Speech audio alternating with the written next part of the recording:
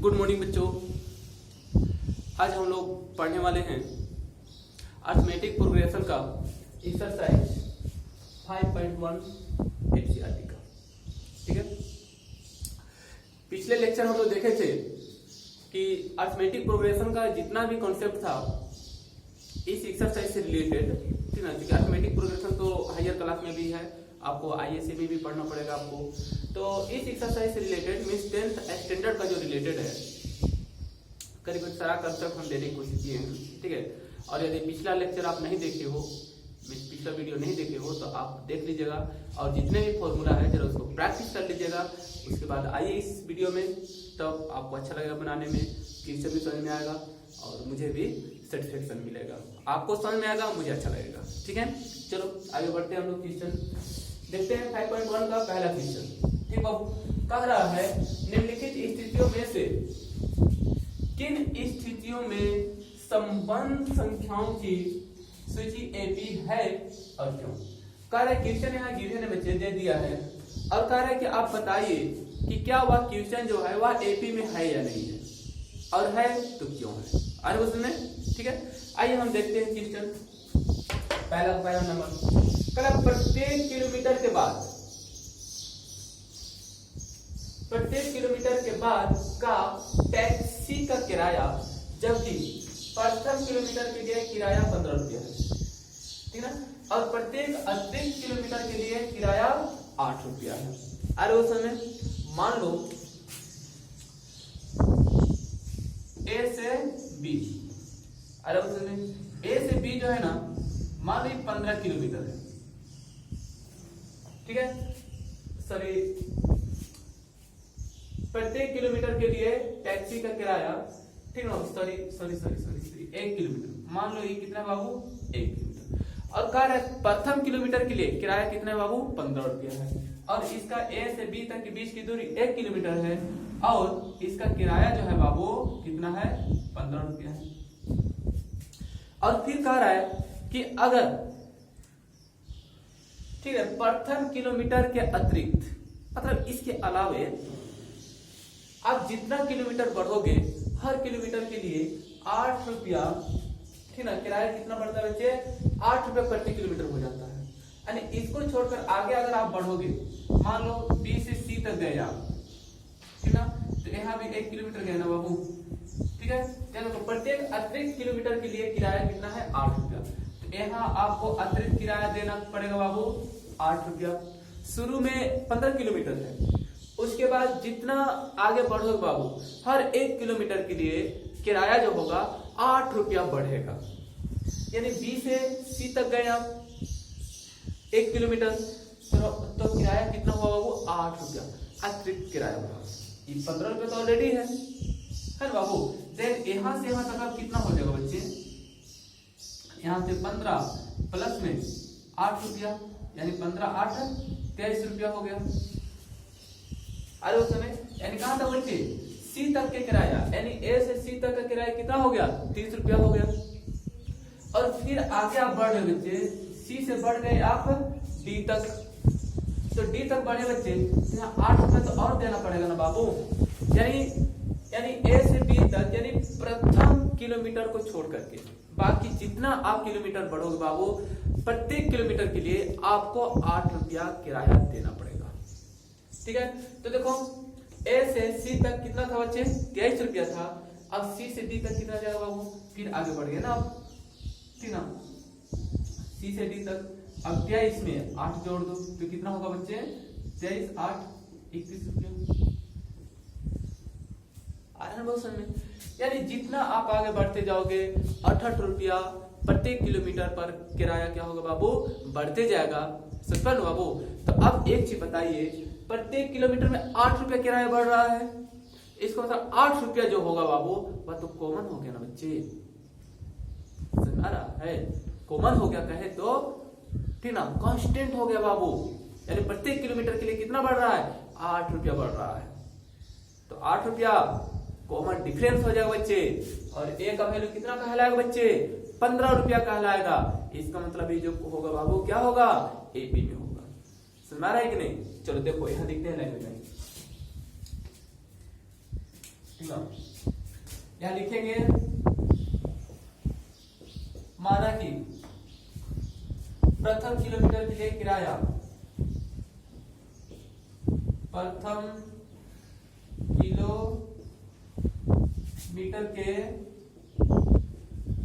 लिए, हम इसको हटा दें क्या, चलिए इसको हटा देते हैं। प्रथम किलोमीटर के लिए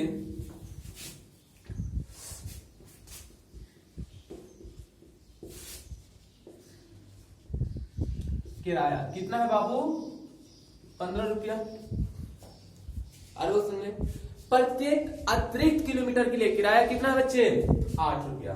लिख देते हैं तथा प्रत्येक अतिरिक्त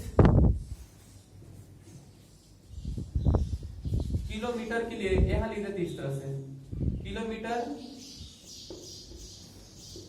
के लिए किराया कितना है बाबू, 8 रुपया। अरे वो समझे, यानी प्रथम किलोमीटर के लिए कितना, 15 रुपया। यानी शुरू में 1 किलोमीटर जाते हो बाबू तो कितना होता है बाबू किराया, 15 रुपया। अर्थात 15 रुपया जो होगा ना बाबू, 1 का रोल करना है ना बाबू, यानी 1 की जगह में क्या हो जाएगा, 15 रुपया हो जाएगा।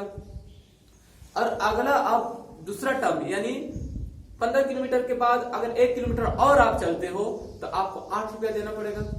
उसके बाद फिर से 1 किलोमीटर चलते हो तो फिर से 8 रुपया देना पड़ेगा, फिर चलते हो फिर देना पड़ेगा 8 रुपया, फिर चलते हो तो फिर 8 रुपया देना पड़ेगा। यानी हर बार जो होगा बाबू आपको 8 रुपया प्रत्येक किलोमीटर के लिए, ठीक ना बाबू, देना पड़ेगा 8 रुपया। इसका मतलब कॉमन डिफरेंस जो होगा बच्चे 8 रुपया होगा, ठीक ना बाबू। यानी किसका रोल कर रहा है बच्चे, डी का रोल कर रहा है। अरे वो समय चलो देखो, ठीक ना, मान लो कि प्रथम किलोमीटर के लिए ए मतलब कितना, 15 रुपया। अब दूसरा किलोमीटर के लिए, अरे उस समय दूसरा किलोमीटर के लिए, यानी प्रथम किलोमीटर के बाद यानी ए से बी तक गए, उसके बाद यहाँ से सी तक जा रहे हो बाबू, तो यहाँ तो 8 रुपया ना, 15 रुपया है ना बाबू, तो ए से सी तक कितना हो गया, 23 रुपया। यानी यहाँ जो होगा बाबू A2 के लिए A प्लस डी, अर्थात होगा बाबू 15 प्लस में कितना बच्चे बता दो आप ना, 8 हो गया ना बाबू, यानी 23 हो गया। और नेक्स्ट A3 के लिए, ये तो बताए थे ना बाबू कैसे लिखना है, A3 मतलब अगला टर्म्स के लिए, ठीक है बाबू, अगला टर्म्स के लिए कितना होगा, हो जाएगा बच्चे A2 होगा ना बाबू, A2 प्लस में D, यानी A2 का वैल्यू 23 प्लस में D, 8 और 3 31, जिसमें हो जाएगा। अरे वो समय ठीक है, हम जरा ऊपर से हटा देते इसको, नीचे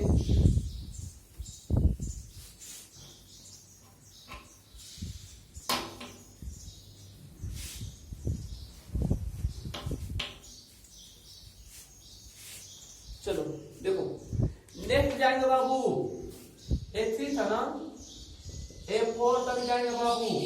A4 के लिए क्या होगा बच्चे, A3 प्लस में D होगा, याद है ना बाबू। अर्थात A3 का वैल्यू कितना बाबू, 31 प्लस में D का वैल्यू 8 मान लिए हैं, अर्थात हो जाएगा बाबू 39। और A5 जाएंगे बाबू तो कितना होगा, A4 होगा बच्चे, और प्लस में B, A4 का देखो बच्चे 39 प्लस में 8, अरे उस समय 8 9 17 47 47। इस तरह से आप जितना आगे बढ़ो बाबू वह बढ़ते जाएगा। अर्थात क्या है बच्चे, पहला पद क्या हुआ बाबू, A, A1, A2, A3, A4, A5 तो है बाबू। ये कितना हो गया बाबू, 15 हो गया। और उसके बाद कितना था बच्चे, 23 था। और उसके बाद 31 था, 39 था, 47 था बाबू। और ना डॉट डॉट बढ़ते चल जाएगा, ठीक ना बाबू। तो ये सब क्या है बच्चे, या एपी में है। क्यों एपी में है भाई, क्योंकि इसका कॉमन डिफरेंस जो है ना बाबू वह क्या है, बराबर है। अरे बाबू ने ठीक ना, देखो इसके बीच का अंतर 8 निकलेगा, यहाँ भी 8 निकलेगा, यहाँ भी 8 निकलेगा, सबके बीच का अंतर क्या होगा बाबू, 8 निकलेगा। अतः ये जो है बाबू पहला क्वेश्चन जो है किसमें है बाबू, एपी में है। अरे बाबू में ठीक है, क्यों एपी में है भाई, क्योंकि प्रत्येक दो टर्म्स के बीच में अंतर उसका जो हो रहा है बाबू कितना हो रहा है, 8 हो रहा है, इसलिए क्या हुआ बाबू, एपी हुआ। समझ रहा है ना। चलिए ठीक है, लास्ट तक बने रहिए, मजा आएगा पढ़ने में, ठीक है ना। चलिए नेक्स्ट क्वेश्चन हम देखते हैं।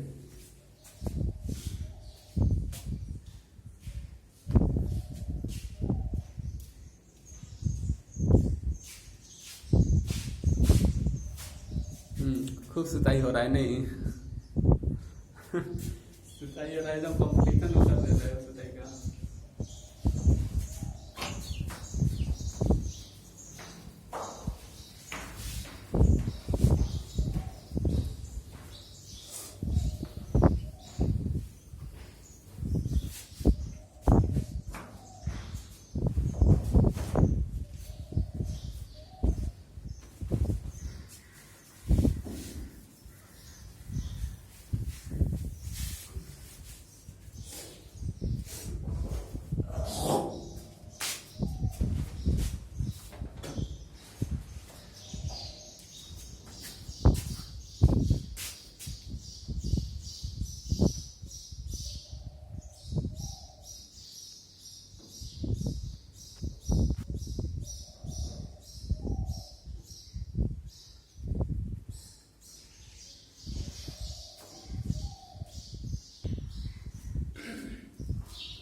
चलो देखते हैं बाबू नेक्स्ट क्वेश्चन।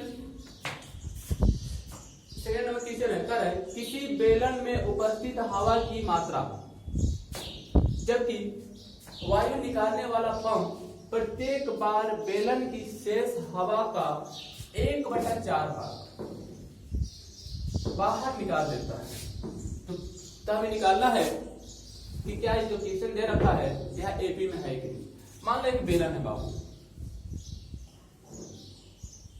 इसमें हवा भरा हुआ है, ठीक बाबू, और हर बार पता है कितना हवा निकलता है, जितना हवा निकलता है वो कह रहा है कि शेष हवा का 1/4 भाग बाहर निकलता है।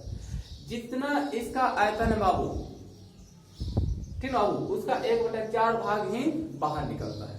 मान लो बेलन की आयतन भी है, अरे उसमें बेलन का आयतन भी है, ठीक ना, यहां लिख देते हैं। माना कि बेलन का आयतन शुरू में, ठीक ना बाबू, कितना बच्चे, भी है, प्रारंभ में शुरू में भी है। अब हवा कितना निकल रहा है बच्चे, मान लो कि प्रथम बार फर्स्ट टाइम हवा निकाल रहे हैं, ठीक है, तो हवा कितना निकलेगा बाबू, ठीक ना, जितना आयतन है, आयतन कितना है, भी है, भी का 1/4 भाग हवा बाहर निकलेगा। अरे वो यानी फर्स्ट टाइम हवा कितना निकलेगा, यानी टोटल आयतन का 1/4 भाग बाहर निकलेगा। तो बचेगा कितना बाबू, तो पहले जो आयतन है उसमें से ये बाहर निकालने वाले आयतन को घटा देंगे बाबू, तो शेष आयतन बच जाएगा। अरे उस समय यहां निकालेंगे, यहां लिखते हैं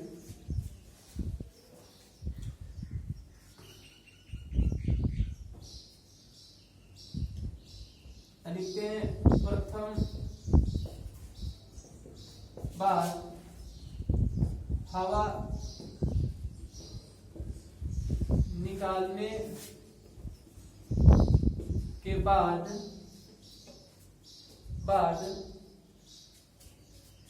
बेलन का शेष आयतन या हवा का शेष आयतन, हवा का शेष आयतन कितना होगा बाबू, इतना तो निकाल रहे हैं ना बच्चे, v इंटू 1/4, यानी v/4 हम तो बाहर निकाल रहे हैं, तो बचा कितना, टोटल आयतन से ना बाबू जो हवा हम बाहर निकाले हैं, यानी हवा का जितना आयतन बाहर निकला है उसको हम माइनस करेंगे, यानी v/4 माइनस कर देंगे बाबू, तो बचेगा कितना बच्चे, 3v/4 बचा। यानी प्रथम बार यदि हवा हम निकालते हैं, यानी फर्स्ट टाइम, ठीक बाबू। तो इस बेलन में कितना हवा बचा रहेगा बच्चे, 3v/4 बचा रहेगा। अरे उसमें यहाँ एलसीएम देके निकाल देंगे, ठीक ना। 3v/4 बचेगा, क्योंकि v/4 तो बाहर निकल गया, 1/4 भाग आयतन का हवा हर बार बाहर निकलता है, ठीक ना। तो v/4 बाहर निकल गया, तो बचा कितना, टोटल आयतन से घटा दिए जितना बचा। तो अब इस बेलन में आयतन 3v/4 यूनिट बचा हुआ है। आगे समय फिर आगे बढ़ते हैं, अब दूसरा बार निकालते हैं। दूसरा बार हवा बाहर निकालते हैं, तो सेम इसी तरह से हवा का आयतन कितना बचेगा। तो बाबू देखो सेकेंड बार की बात करते हैं, ठीक ना। फर्स्ट टाइम निकालने के बाद, ठीक ना बाबू, हवा कितना बचा हुआ है, 3v/4 बचा हुआ है। इस बार भी कितना हवा निकलेगा बाबू, 1/4 निकलेगा हवा। आ रहा है कि नहीं समझ में, 1/4 हवा निकलेगा। तो यानी कंप्लीटली कितना हवा निकल रहा है, 3/4 का स्क्वायर, इतना हवा निकल रहा है। अरे वो समय तो बचेगा कितना, तो पहले जो आयतन है उसमें इसको घटाएंगे तभी ना जितना बचेगा पता चलेगा बाबू। तो आयतन कितना है देखो यहाँ पर, 3v/4 में से हवा कितना निकला, इतना निकल गया, 3v/4 का स्क्वायर यानी 16 कर देते हैं यहाँ पर। अरे उस समय ठीक ना। तो यहाँ देखो बाबू कितना बच रहा है जरा देखते हैं, यहाँ 16 हो गया और यहाँ ये 12 हो गया। एक काम करते ना, इससे मुझे नहीं पता, इसको ना 3v/4 बाहर कर देते हैं। यहाँ 1 - 1/4 बचा, क्या हो गया बाबू 3, देखो तो बटा 1 कॉमन ले लिए, 4 से 1 घटा तो 3 बचा ना बाबू, 3/4 यानी 3v/4 इंटू 3/4 यानी कंप्लीटली हो गया बाबू। कितना हुआ बच्चे, 3/4 का होल स्क्वायर इंटू v बचा, यानी इतना बचा हुआ है, ठीक ना बाबू, ठीक है।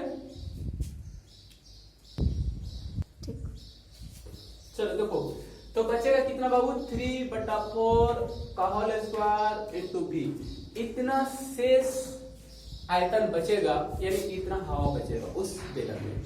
अरे समझे ऊपर जा रहा है बाबू, फिर से एक बार समझा देते हैं। क्योंकि हर बार कितना हवा निकलता है बाबू, जितना बेलन का शेष आयतन है, या कहो तो हवा का शेष आयतन है, उसमें से 1/4 भाग बाहर निकल रहा है, हर बार निकल रहा है। तो पहला बार देखो, ठीक है बाबू, 1/4 पहला बार आयतन कितना था, v था, तो उसमें से ठीक है v का 1/4 v/4 भाग बाहर निकला, तो बचा कितना बाबू, 3v/4 बचा हुआ है। शेष हवा कितना बचा हुआ है ना बाबू। अब अगला बार जो होगा, जितना हवा बचा हुआ है इसमें से ना 1/4 भाग बाहर निकलेगा, तो शेष कितना बचेगा, तो जितना होगा उसको निकाल कर शेष हटा देंगे। जैसे यहाँ देखो, ठीक है, चलो यहाँ लिख देते हैं, डायरेक्ट शेष निकालते हैं। तो टोटल कितना बचा बच्चे, 3v/4 बचा है टोटल, माइनस करेंगे कितना बाबू, 3v/4 का 1/4, इतना बाहर निकल रहा है, समझ लो बाबू। तो इसमें इतना हम घटा देंगे किसमें से बाबू, इसमें से, यानी जो पहले से बचा हुआ है, तो क्या बचेगा बाबू, शेष बच जाएगा।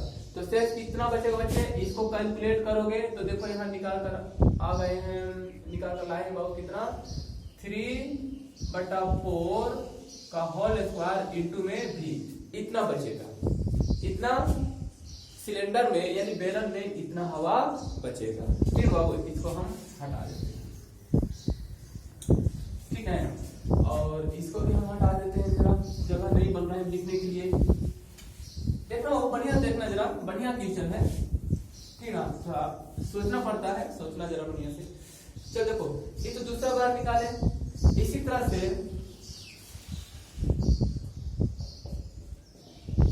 तीसरा बार हवा निकालने के बाद शेष कितना बचेगा, है ना बाबू। तीसरा बार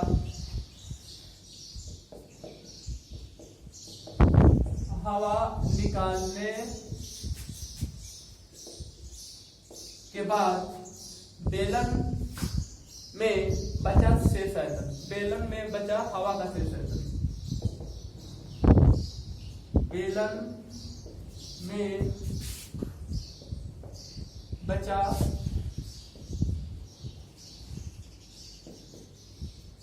हवा का शेष आयतन। तो इस बार क्या होगा वो देखो 3/4 का होल स्क्वायर इंटू भी था, तो इस बार निकलेगा बाबू 3/4 का होल क्यूब इंटू भी। तीसरा बार इतना होगा। अरे वो समय यानी अब देखो बाबू इस तरह से बढ़ाते जाओगे आगे, ठीक है बाबू 3/4 टू द पावर 3 4 5 इस तरह से बढ़ते जाएगा। ठीक है, कंप्लीटली जरा देखते हैं। फर्स्ट टाइम प्रथम बार जो आयतन था बच्चे, इसको मान लेते हैं T1, T1 ना मानकर A मान लेते हैं, ठीक ना। अर्थात हम लिख देते हैं A1 बराबर शुरू में बेलन का जितना हवा का आयतन था उसको ले लिए। दूसरा बार कितना हवा बचा था बच्चे A2 बचा था बच्चे कितना बाबू 3V/4 बचा था सेकेंड बार।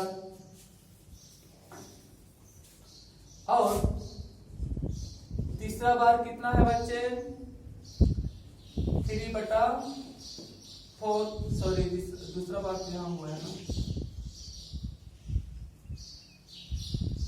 सॉरी फर्स्ट टाइम कितना था भी था, दूसरा बार बेलन का आयतन भी था, और पहला बार इतना निकला बाबू, दूसरा बार इतना निकला, ठीक ना। तो इसको लिखते हैं V1 V2, मान लो इस तरह से था शुरू में V2 तो निकला है V निकला है, ठीक ना बाबू A1, ठीक ना। और दूसरा बार स्क्वायर इंटू V निकला, और तीसरा बार निकल गया बाबू 3/4 का होल क्यूब इंटू V निकल गया। ठीक है, मैंने इतना शेष बचा, सॉरी। चलो देखते बाबू देखो शुरू में इस बेलन का आयतन कितना था बाबू V था। फर्स्ट टाइम जब हवा निकाला गया तो इस बेलन में हवा कितना बचा बाबू 3/4 V बचा। दूसरा बार हवा निकाला गया तो 3/4 का होल स्क्वायर बाई V हवा बचा इस बेलन में, और फिर नेक्स्ट टाइम निकाला गया तो 3/4 का होल क्यूब इतना हवा बचा। समझ बाबू, इतना शेष हवा बचा है। तो अब देखते हैं बाबू क्या यह एपी में है कि नहीं। अरे वो सुने तो कैसे पता चलेगा, अगर इन दोनों के यानी प्रथम यानी पहला दूसरा, फिर बाबू इन दोनों के बीच का जो डिफरेंस होगा अगर समान होगा बच्चे तो वह एपी में होगा, और यदि बराबर नहीं होगा बाबू तो वह एपी में नहीं होगा। ठीक ना बाबू, अर्थात यहाँ लिखेंगे कॉमन डिफरेंस। ठीक ना, क्या लिखते हैं बच्चे, पदों का सर्व अंतर। ठीक है बाबू, देखो तो A1 माइनस A अर्थात होगा बच्चे A1 माइनस A1 कितना बच्चे 3/4 V माइनस में V। ठीक है बाबू, तो E निकल कर आ जाएगा बच्चे। ठीक है बाबू, देखो तो माइनस में V/4 आ जाएगा। दूसरा देखते बच्चे A2 माइनस A1, और देखो तो A2 माइनस A1, यहाँ देखो बच्चे आप घटा दें इसको, और 3/4 का होल स्क्वायर V इंटू में 3/4 V, इसको घटा देते हैं। यानी कॉमन डिफरेंस निकालने के लिए देखो दूसरा में पहला घटाएंगे ना बाबू, इसमें से इसको घटाएं, फिर इसमें से इसको घटाएंगे, फिर इसमें से इसको घटाएंगे। आ रहा है उसमें, तो चलो देखते हैं। 9 हो गया 9V और इस 16 माइनस में माइनस है 3V/4। बच्चे यहाँ देखो कितना हो जाएगा, इसको घटाओगे तो चलो 16 हो गया बाबू, ये हो गया 9V हो गया, और ये हो गया बच्चे 4×3=12। यहाँ देखो बाबू घटाओगे तो -3V/16 हो जाएगा। ठीक ना, तो देखो कॉमन डिफरेंस यहाँ देखो -3V/16 हो गया, और यहाँ देखो बाबू -b/4 हो गया। आ रहा है समझ में? ठीक बाबू। और ठीक ना, तथा फिर देखना बच्चे a3 - a2 करना। ठीक बाबू, यहाँ भी करोगे तो यहाँ भी करके आप देख लेना कितना आ रहा है। लेकिन फाइनली क्या होगा बच्चे, कॉमन डिफरेंस एक दूसरे के बराबर नहीं आएगा बाबू। ठीक है बाबू, देखो अभी दो तो मिलाएंगे तो देखो -b/4 इसका आ गया और इसका आ गया बाबू -3b/4 आ गया बाबू। समझ ना बाबू? और अगला टर्म निकालोगे वो भी तो कहीं दूसरा आएगा, समझ ना, यानी वो भी डिफरेंट होगा। इसका मतलब यह हुआ बाबू कि कॉमन डिफरेंस बराबर नहीं है। ठीक है बाबू, अतः ये जो आप क्वेश्चन जो देख रहे हो बाबू, ठीक ना बाबू, या क्वेश्चन जो होगा वह एपी में नहीं होगा। ठीक है बाबू, चलो नेक्स्ट क्वेश्चन देखते हैं।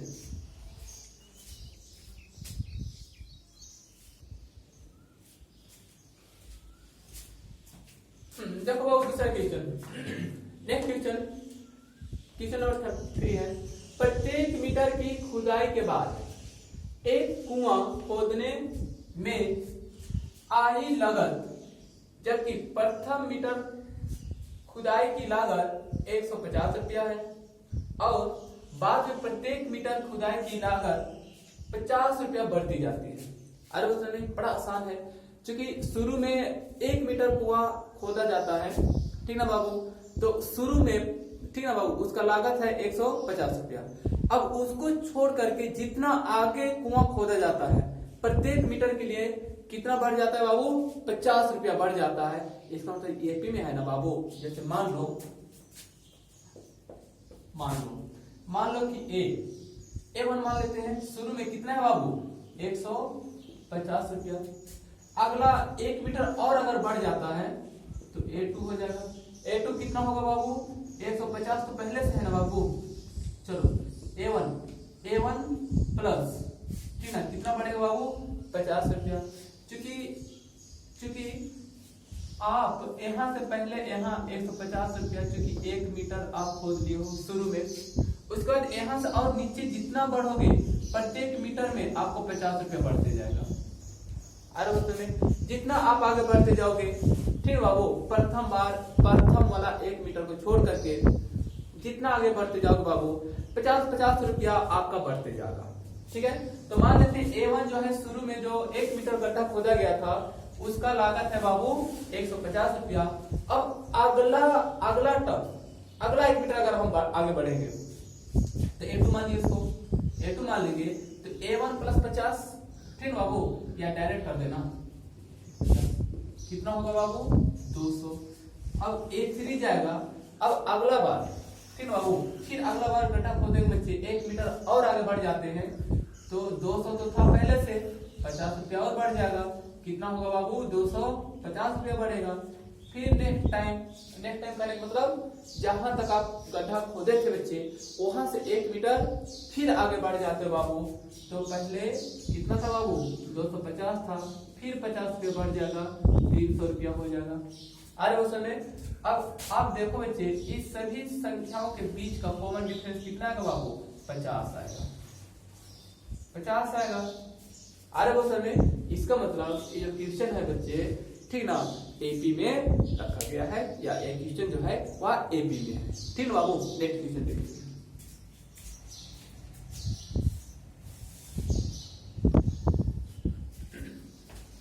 देखो नेक्स्ट क्वेश्चन चौथा नंबर कह रहा है खाते में प्रत्येक वर्ष का मिश्र धन, ठीक ना बाबू, जबकि 10,000 रुपये की राशि 8% वार्षिक की दर से चक्रवृद्धि पर जमा की जाती है। चक्रवृद्धि पर बाबू, चक्रवृद्धि ब्याज की बात करें, ठीक है बाबू, अगर 10,000 के रुपये 8% की वार्षिक दर से चक्रवृद्धि ब्याज पर जमा किया जाता है तो ये जो होगा बाबू या एपी में नहीं होगा, क्योंकि चक्रवृद्धि ब्याज जो होता है बच्चे हर साल प्रत्येक साल का जो उसका मिश्रधन जो होता है बच्चे वह चेंज होते जाता है।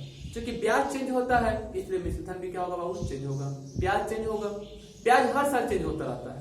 ठीक है, साधारण ब्याज में जो ब्याज होता है बच्चे वह कांस्टेंट होता है, तो साधारण ब्याज अगर रहता तो ये जो होता है बच्चे वह एपी में होता, लेकिन मिश्रधन है बाबू तो वह एपी में नहीं होगा, क्योंकि मिश्रधन में पहला वर्ष का जो ब्याज जो होगा वह अगले वर्ष के लिए मूलधन के साथ जुड़ जाता है। मूलधन के साथ जुड़ करके ठीक ना बाबू एक नया मूलधन बन जाता है, और उसी नया मूलधन पर फिर से नेक्स्ट वर्ष के लिए ब्याज निकाला जाता है। तो वहां जो ब्याज जो निकले ना बाबू वह अलग ना होगा बच्चे, इसलिए यह जो होगा एपी में नहीं होगा, क्योंकि कॉमन डिफरेंस बराबर नहीं होगा। फिर भी देख लो, देखते हैं पहला वर्ष का ब्याज, ठीक है, शॉर्ट में करते, ठीक ना, 10,000 इंटू PRT होता है बच्चे, PR का वैल्यू कितना है बच्चे 8/100 हो जाएगा, इंटू टाइम कितना पहला वर्ष के लिए है, चलो देखो कितना हो जाएगा बच्चे 800 हो गया। पहले वर्ष का ब्याज कितना हो गया 800 हुआ। अब दूसरे वर्ष का जो ब्याज होगा बच्चे किसमें मिश्रधन में, दूसरे वर्ष के लिए बाबू पता है ना P into R into T/100 होता है, ठीक ना बाबू ब्याज होता है।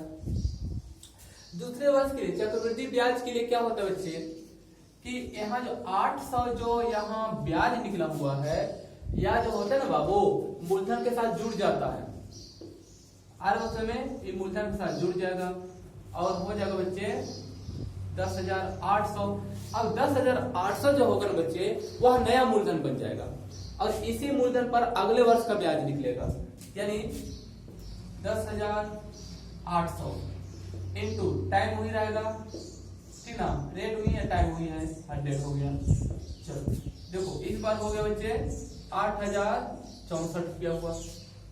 और उसमें देखो पहला वर्ष ब्याज 800 निकला, दूसरा वर्ष ब्याज निकला बच्चे 864 रुपया निकला, तीसरा वर्ष अगर ब्याज निकालेंगे बच्चे तो तीसरा वर्ष के लिए जो मूलधन होगा ना बाबू दूसरे वर्ष के मूलधन के साथ ये जो ब्याज जो निकला ना इसको जोड़ दिया जाता है। जैसे तीसरे वर्ष के लिए दूसरा वर्ष में मूलधन कितना यूज किए थे 10,800, अब ये जुड़ जाएगा बच्चे 864, ठीक ना, 4 6 8 16 1, फिर अब ये नया मूलधन बन जाएगा अगले वर्ष के लिए, और इसी मूलधन पर ब्याज निकलेगा, ठीक ना बाबू, यानी ये हो जाएगा बच्चे 11,664 इंटू रेट तो नहीं है 8 है टाइम 100, ठीक ना बाबू, देख लो बच्चे। अब यहाँ से ब्याज निकालोगे, ठीक है, लेकिन इस सभी ब्याज के बीच का जो डिफरेंस होगा, सभी ब्याज के बीच का जो अंतर होगा बाबू वह सारा का सारा क्या होगा बच्चे डिफरेंट होगा, अलग अलग होगा, इसलिए जो क्वेश्चन दिया हुआ बच्चे वह एपी में नहीं होगा। लेकिन इस चक्रवृद्धि ब्याज को छोड़ करके अगर यहाँ पर साधारण ब्याज रहता बच्चे, साधारण ब्याज रहता सफल बाबू तो ये जो क्वेश्चन होता वह एपी में आ जाता, क्योंकि साधारण ब्याज में प्रत्येक साल का जो ब्याज होता है बच्चे वह कांस्टेंट होता है, वह बराबर होता है, मींस सीमित होता है। ठीक बाबू, नेक्स्ट क्वेश्चन देखते हैं।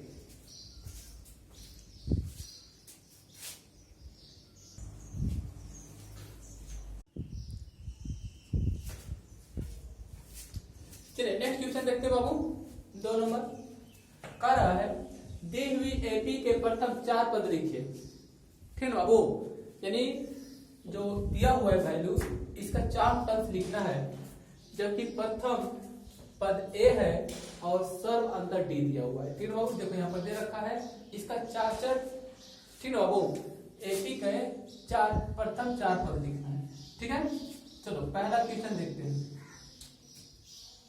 बच्चे आपको पता होगा पहले हम पढ़े थे, ठीक ना, कि यहाँ देखो पहला में a बराबर 10 है और d बराबर भी 10 है।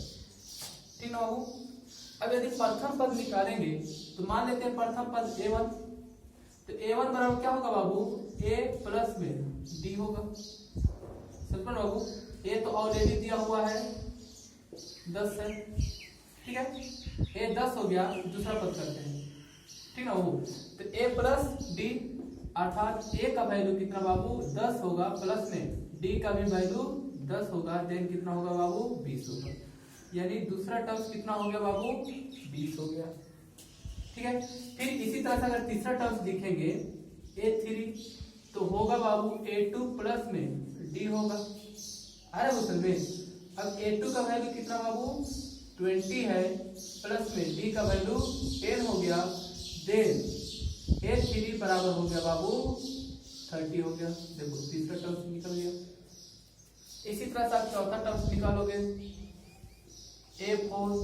A4 के लिए A3 यानी A4 वाला टर्म निकालना चाह रहे हैं बाबू, तो उससे पहले वाला टर्म में डी जोड़ेंगे। तो पहले वाला टर्म कितना है बाबू A3 है और इसमें ना हम डी जोड़ेंगे, ठीक ना। तब A3 बाबू देखो A3 का वैल्यू कितना बच्चे 30 है प्लस में डी का वैल्यू 10 हो गया, देन हो गया बाबू 40, यानी A4 का वैल्यू निकल कर आ गया बाबू 40।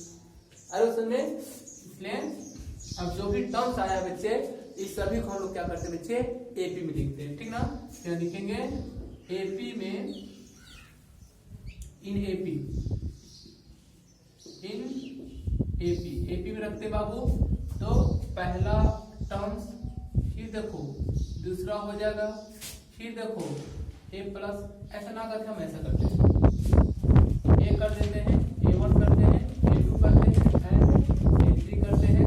अर्थात हो जाएगा बाबू ए का वैल्यू 10 हो गया और A1 का वैल्यू 20 है, A3 का वैल्यू, A2 का वैल्यू, A का वैल्यू 10 है, ठीक ना। A1 का वैल्यू कहाँ गया बाबू, जा तो A1 हो गया ना, ठीक है। A1 हो गया, A2 हो गया, A3 हो गया एंड A4 हो गया, चलो ठीक है। और हो गया बाबू 40 हो गया। ये क्या हो गया बच्चे ये आंसर हो जाएगा।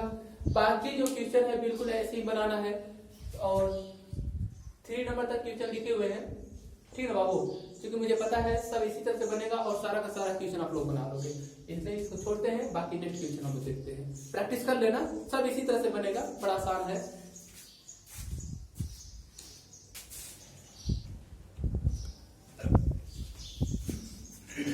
चलो देखते हैं नेक्स्ट क्वेश्चन, तीसरा नंबर।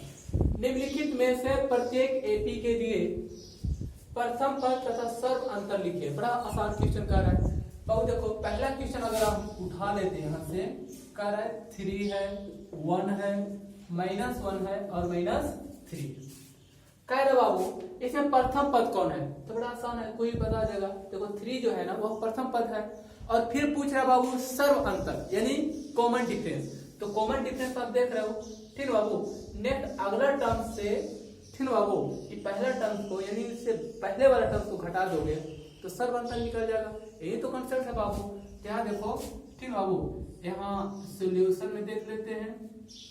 a बराबर 3 हो गया और d बराबर, ठीक है बाबू, d बराबर देखो ये आगे वाला जो टर्म है, ठीक ना, इसमें से पीछे वाला पद को घटा देंगे यानी 1 माइनस में 3 बराबर में हो जाएगा बाबू -2। ये निकल जाएगा बाबू सर्व अंतर। आए बहुत समय, बड़ा आसान है और उम्मीद करते हैं सारा क्वेश्चन बना लोगे। जितना क्वेश्चन लिखे थे, ठीक है बाबू, आप बना लेना, ठीक ना। देखते हैं नेक्स्ट क्वेश्चन।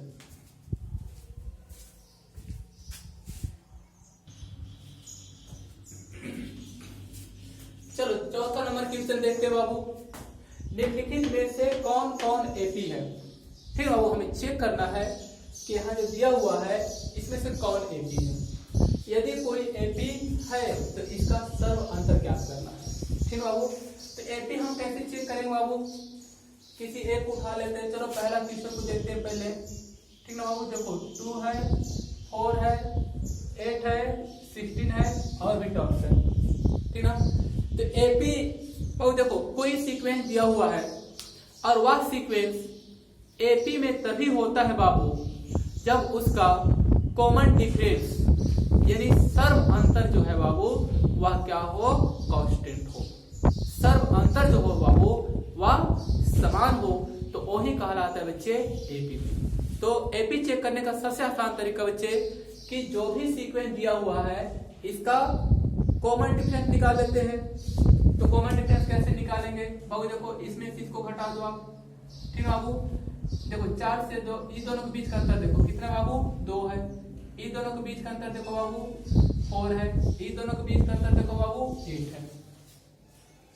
तो देखो क्या सभी टर्म्स के बीच का अंतर जो है, मतलब मतलब लगातार दो क्रमागत कर सकते हो, सॉरी कहते हैं कि दो टर्म्स के बीच का अंतर जो है वो देख लो क्या कांस्टेंट है, मीन्स क्या बराबर आ रहा है बाबू, बिल्कुल नहीं आ रहा है। इसके बीच का देखो 2 है बाबू, इसके बीच का अंतर देखो 4 है, और इसके बीच का अंतर देखो बाबू कितना है बाबू, 8 है। यानी फाइनली क्या होगा बाबू, कॉमन डिफरेंस है बाबू, एक दूसरे के बराबर नहीं आ रहा है, अर्थात ये पहला क्वेश्चन जो दिया हुआ है बाबू ये क्या है बच्चे, एपी में नहीं है। आ रहे हो में, ठीक ना बाबू, यहाँ लिखोगे, ठीक ना, दिए गए क्वेश्चन के अनुसार, दिए गए क्वेश्चन में, ठीक ना, सर्व अंतर कांस्टेंट नहीं है, ठीक ना बाबू। लिखोगे पहला में सर्व अंतर समान नहीं है, अतः यह एपी में नहीं होगा। अरे में, और वैसा सीक्वेंस जिसका सर्व अंतर जो होगा बाबू बराबर होगा तो आप क्या कहलाएगा बच्चे, एपी में कहलाएगा, और वैसा सीक्वेंस जिसका सर्व अंतर जो होगा बाबू बराबर नहीं होगा बच्चे तो एपी में नहीं कहलाएगा, ठीक है बाबू। ठीक है, इस तरह से बाकी क्वेश्चन आप लोग चेक कर लेना, बड़ा आसान है चेक करना, ठीक ना बाबू। और मिलते हैं हम लोग नेक्स्ट वीडियो लेकर के, आपको लेकर आएंगे एक्सरसाइज, ये वाला एक्सरसाइज था बाबू 5.1 था, और नेक्स्ट वीडियो हम लेकर आएंगे बाबू एक्सरसाइज 5.2 एपी का, ठीक है बाबू। और आप मेरे चैनल को सब्सक्राइब कर लीजिएगा ताकि नया वीडियो जो बनाएंगे बच्चे और नोटिफिकेशन आप तक जाएगा, चूंकि